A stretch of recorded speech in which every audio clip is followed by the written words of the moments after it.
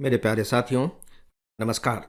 दोस्तों, आज मैं आप सबसे राज्य स्तरीय अंतरण सूचकांक यानी कि स्टेटस ऑफ डिवोल्यूशन इंडेक्स के बारे में बात करने जा रहा हूँ।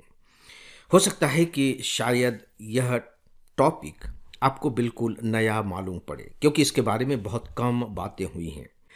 लेकिन चूंकि इस बार इसे अखबारों में थोड़ा स्थान मिला है, एक दो अखबारों ने तो बाकायदे इसे अपने एडिटोरियल में शामिल किया है, तो मुझे लगा कि नहीं, इस पर इंडिपेंडेंटली बात की जानी चाहिए। और ये जो रिपोर्ट है, इसका संबंध आपके सिलेबस के एक बहुत ही महत्वपूर्ण टॉपिक से है, और वह है पंचायती राज। जी हाँ, जो मैंने कहा, राज्य स्तरीय अंतरण सूचकांक, यानी कि प्रत्येक राज्य में जो पंचायतें हैं, उन पंचायतों को जो पावर दिए गए हैं, हस्तांतरित किए गए हैं, जो अधिकार दिए गए हैं, उन अधिकारों की क्या स्थितियां हैं, इसके ऊपर यह सूचकांक है जो राज्यवार तैयार किया जाता है। इसे तैयार करने की जो जिम्मेदारी है, वो दो संस्थानों के पास है।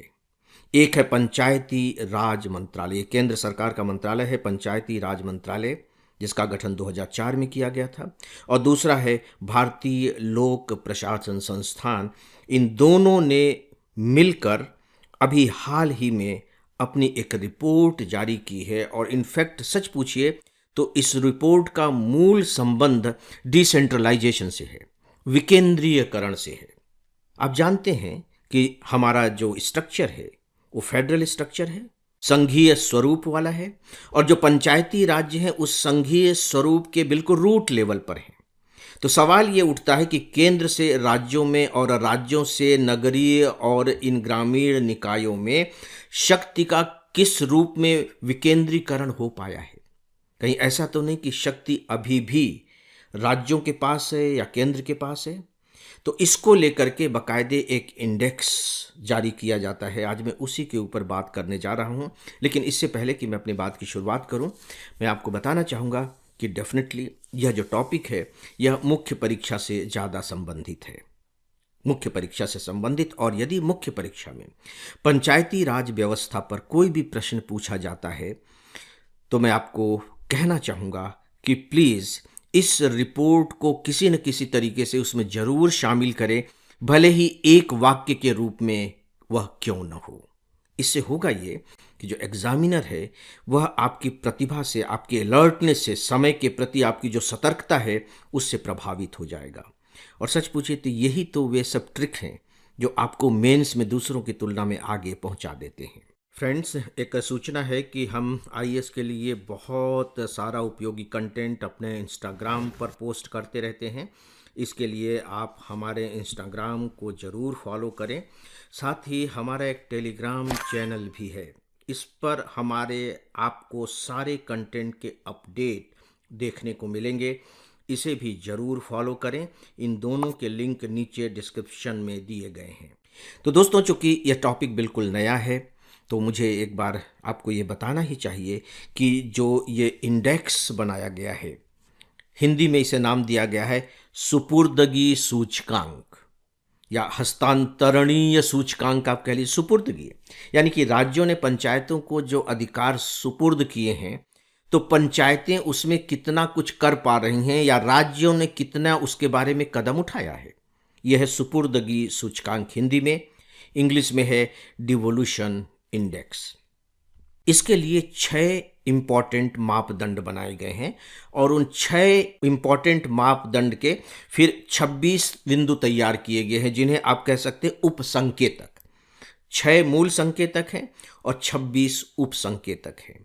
उप संकेतकों के बारे में जानने की हमें ज़रूरत नहीं है, लेकिन मुझे लगता है कि जो 6 मेन मापदंड हैं, उनके बारे में तो जानना ही चाहिए। देखिए ये क्या है। अनिवार्य प्रावधानिक संरचना, यानी कि फ्रेमवर्क।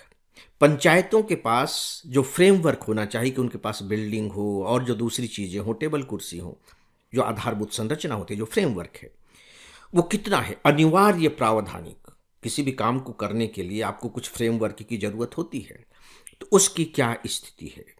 जो सेकेंड पॉइंट है, वो है वित्तीय व्यवस्था, फाइनेंस। कि उनकी वित्तीय स्थिति क्या है।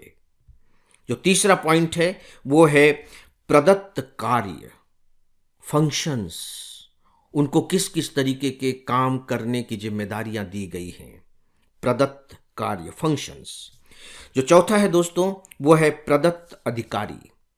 कार्य करने को तो आपने सौंप दिया, लेकिन उन कार्यों को पूरा करने के लिए जो फंक्शनरीज होती है वो फंक्शनरीज उनके पास कितनी है भी कि नहीं है। इसके बाद पांचवा है क्षमता निर्माण, कैपेसिटी बिल्डिंग। ठीक है, उनको अधिकार दे दिए गए, उनको जवाबदेही भी बना दिया गया, उनको अधिकारी भी सौंप दिए गए, लेकिन सवाल यह है कि वो काम करने में सक्षम है कि नहीं, उनके पास वो स्किल है कि नहीं है, कैपेसिटी बिल्डिंग है कि नहीं उनके पास। और इसके बाद फ्रेंड्स जो लास्ट है वो है जवाबदेही, अकाउंटेबिलिटी। ये 6 मापदंड हैं, मैं फिर से इन्हें यहाँ रिपीट कर दे रहा हूँ। अनिवार्य प्रावधानिक संरचना, वित्तीय व्यवस्था, प्रदत्त कार्य, प्रदत्त अधिकारी, क्षमता निर्माण और जवाबदेही। इन 6 मुख्य संकेतों के आधार पर अभी पंचायती राज मंत्रालय और भारतीय लोक प्रशासन ने अपनी एक रिपोर्ट जारी की है। राइट, अब आप देखिए कि इस रिपोर्ट में कहा क्या गया है। एक जो महत्वपूर्ण बात है वो ये है कि इन संकेतों के आधार पर देश के जो दक्षिणी राज्य हैं वो बहुत अच्छे माने गए हैं। देश के दक्षिणी राज्य, और दक्षिणी राज्यों में भी विशेषकर कर्नाटक, केरल और तमिलनाडु, जो दूसरे और राज्य हैं दक्षिण के, उनसे बेहतर स्थिति में है। मैं रिपीट कर रहा हूं, कर्नाटक, केरल और तमिलनाडु, और इनमें भी जो कर्नाटक है वो टॉप पर है। डिवोल्यूशन इंडेक्स तो DI हो गया, तो DI वैल्यू में जैसे मिला है 72.23, मतलब काफ़ी अच्छे मार्क्स मिले हैं। खैर, आपको इस आंकड़े की ज़रूरत नहीं है, कर्नाटक टॉप पर है। एक इम्पॉर्टेंट बात यह है कि महाराष्ट्र, उत्तर प्रदेश और तमिलनाडु की स्थितियों में भी अच्छा सुधार हुआ है। राइट, लेकिन जो हमारे नॉर्थ ईस्ट के स्टेट हैं जैसे मणिपुर और अरुणाचल प्रदेश, झारखंड और पंजाब में ये जो विकेंद्रीकरण की स्थिति है यह काफ़ी खराब है। अगर महिलाओं की बात करें तो कुछ राज्य ऐसे हैं जो महिलाओं की सहभागिता बहुत अच्छे तरीके से नहीं करा पा रहे हैं, यानी कि महिलाओं का पंचायती राज व्यवस्था में जो स्थान होना चाहिए, जो भूमिका होनी चाहिए, वे नहीं दे पाए हैं। इनमें से कुछ राज्य हैं पंजाब, मध्य प्रदेश, कर्नाटक और जम्मू कश्मीर। देखिए, आप सब किसी न किसी राज्य से तो हैं, तो आप अपने राज्य के बारे में इस पर विशेष रूप से ध्यान दे दीजिए।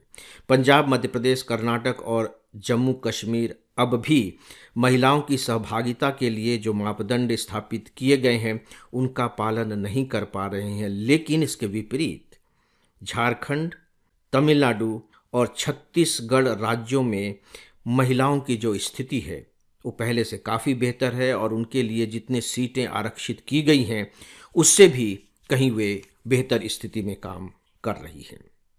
दोस्तों, इसके बाद रिपोर्ट में बाकायदे कुछ कमियों की तरफ भी संकेत किया गया है कि हमारे जो पंचायती राज्य हैं वो क्यों बहुत अच्छे तरीके से काम नहीं कर पा रहे हैं, क्यों अपनी क्षमता का पूरी तरह से इस्तेमाल नहीं कर पा रहे हैं।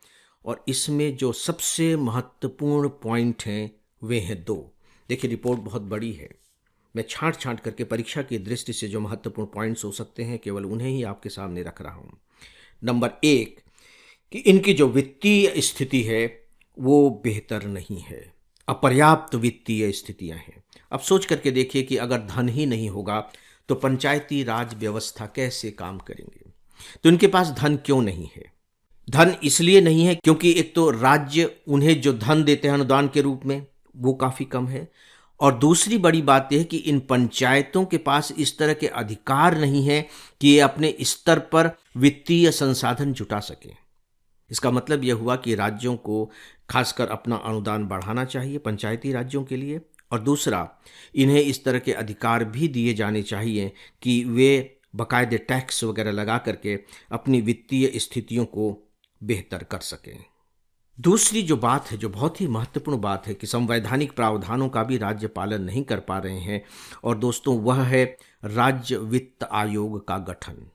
अभी तक केवल 10 राज्यों ने छठे राज्य वित्त आयोग का गठन किया है। सोचिए, इतने राज्य हमारे यहाँ और केवल 10 राज्यों ने इसका गठन किया है। क्योंकि जो वित्त आयोग हैं वही राज्य सरकारों को इस बात के लिए सिफारिश करते हैं कि पंचायतों को वो कितना धन दें। और वैसे अगर हम टोटल डेटा में देखें तो जो राज्य अपना पूरा खर्च करते हैं धन, वो अपने यहाँ का, उनका जो राज्य का सकल घरेलू उत्पाद है राज्य का अपना, 0.6% से भी कम, सोच करके देखिए, 0.6% से भी कम है पंचायती राज्य संस्थाओं का राजस्व व्यय, जो नहीं के बराबर है। तो ऐसी स्थिति में पंचायती राज्य कैसे बहुत अच्छे तरीके से काम कर सकेंगे। इस रिपोर्ट में एक दो और सजेशन दिए गए हैं। उस सजेशन में एक महत्वपूर्ण सजेशन ये है कि वहाँ जो महिलाओं के लिए सीटें आरक्षित की गई हैं, जो अनुसूचित जाति और जनजाति के लिए सीटें आरक्षित हैं, उन पर हर चुनाव में रोटेशन वाइज विचार किया जाता है और वो बदलते रहते हैं। रिपोर्ट में कहा गया है कि नहीं, इसे 2-3 कार्यकालों में विचार करना चाहिए, ताकि एक बार अगर कोई चुन करके आया है तो उसे 2-3 कार्यकाल मिले। अगर वो अच्छा काम कर रहा है तो, जैसे मान लीजिए कि कोई एक सीट है वह आरक्षित है, अगली बार रोटेशन में वो अनारक्षित हो जाती, तो जाहिर है कि अगर आरक्षित सीट वाले व्यक्ति ने बहुत अच्छा काम किया है तब वो चुनाव नहीं लड़ सकेगा। तो सिफारिश की गई है कि नहीं, 2-3 कार्यकालों में एक बार पर विचार किया जाना चाहिए। जो मतदाता सूची भी बनती है पंचायतों के लिए, वह भी बिल्कुल वही सूची हो जो लोकसभा और विधानसभा क्षेत्रों के लिए बनाई जाती है। अलग से सूची बनाए जाने की जरूरत नहीं है। पंचायतों को यह अधिकार दिया जाए कि वो अपने आवासीय और अन्य संपत्ति पर जायदाद कर वसूल कर सकें, और राज्य इस बात को देखें कि कैसे उनके यहाँ कर्मचारियों के नियमित रूप से भर्ती हो रही है और उनका प्रशिक्षण भी हो रहा है। एक बहुत महत्वपूर्ण सिफारिश ये है कि इसके लिए स्थानीय सरकार को लोकपाल की स्थापना भी करनी चाहिए, ताकि उन पर एक नियंत्रण सा बना रहे। तो दोस्तों, ये थी कुछ बहुत ही महत्वपूर्ण बातें जो इस सिफारिश के अंतर्गत आई हैं, इस रिपोर्ट से जाहिर होती हैं। इस विषय पर बस इतना ही। अब डेली ऑडियो लेक्चर को यहीं समाप्त करते हैं। नमस्कार।